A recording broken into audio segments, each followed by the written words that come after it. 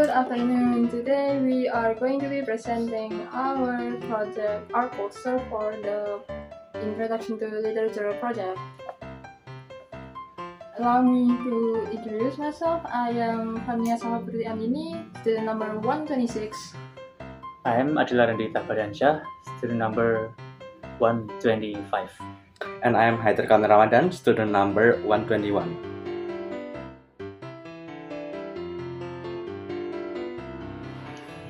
Bilingualism and multilingualism. What does it mean? Bilingualism is the ability to understand, speak, and write two languages fluently.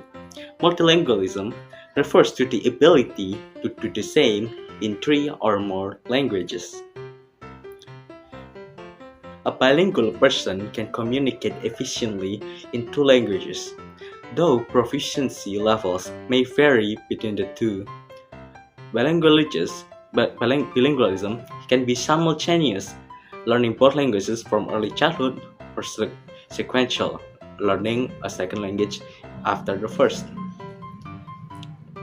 A multilingual person can understand and communicate in three or more languages. It is common in many parts of the world, especially regions with diverse language communities.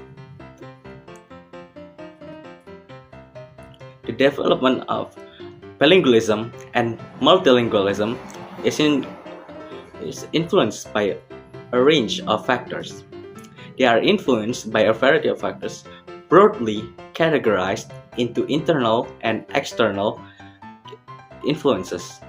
Internal factors are related to the individual's characteristics, while external factors are influenced by the environment and social interactions.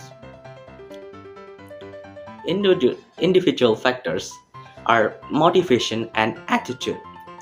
Personal interest or necessity encourages language learning.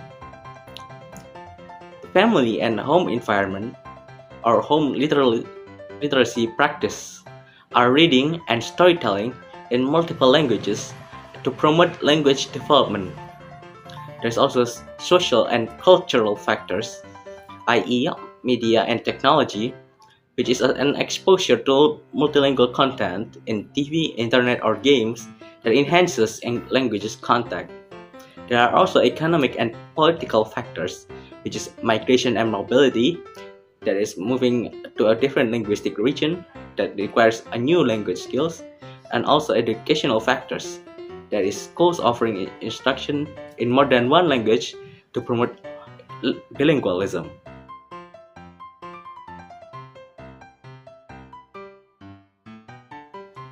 How is bilingualism and multilingualism in Indonesia? Bilingualism has always been applied to Indonesian speakers since they are taught how to speak their local language by those around them and learn the Indonesian language and the English language at school. Indonesia is a rich example of multilingualism due to its vast ethnic, cultural, and linguistic diversity. Official language, Bahasa Indonesia, the national language and medium of instruction in education and government. Most Indonesians speak both Bahasa Indonesia and at least one local language. Example, a person in Java might speak Javanese at home and Indonesian at school or work. Local or regional language, over 700 local language. The example is Javanese, Sundanese, Balinese, and Bugis. Foreign languages, English, Arabic, Chinese, and others are taught in schools or used in specific communities. Bilingualism and multilingualism can be powerful tools in education. When used effectively, they support academic success. How it can be applied in SDG 4. Learning multiple languages can be applied to better education in certain countries that has not been developed. By learning their language, we can communicate education better and make them understand it more. Benefits in education. It's cognitive skills. It's enhanced problem solving, creativity, and mental flexibility. And second is academic achievement. Students often perform better in literacy and critical thinking. Third is cultural identity. Preserves students' cultural and linguistic heritage. And then social inclusion. Reduces marginalization of minority language speakers.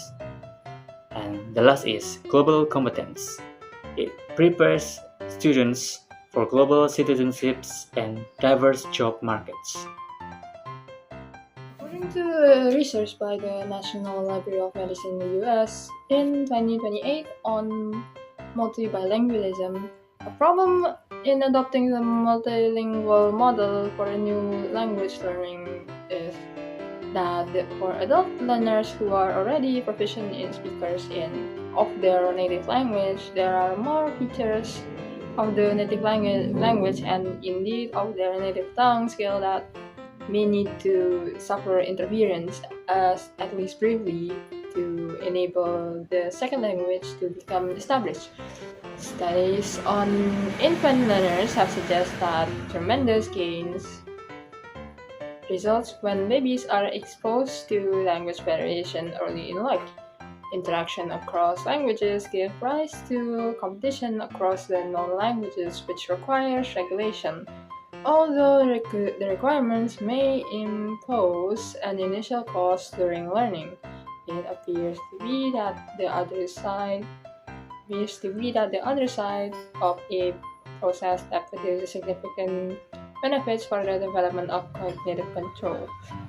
The evidence on multilingualism leads to research to think that new approaches to language learning that allow learners to experience the variation across the two or more languages, and that may produce language mixing and initial effort for processing may be beneficial for long-term outcomes. And according to research by Frontiers in 2022 of bilingualism, their results showed that on average, high proficient Chinese English bilinguals have higher convergence and divergent thinking than low proficient bilinguals.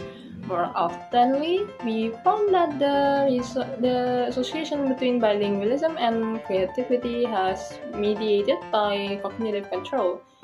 The results supported our hypothesis that cognitive inhibition would mediate an associate between bilingualism and convergent thinking, and cognitive flexibility would mediate the association between bilingualism and divergent thinking. This study provides the strong evidence to document the role of cognitive control and explaining why bilingualism has been linked to creativity in many studies. That would be all for our presentation on our poster for Introduction to Linguistics. That would be all from me, Vania, Putri, Andini, student number 126. And me, Adil Arandita Bahriansyah from student number 125. And me, Haidar Kamil Ramadan from student number 121.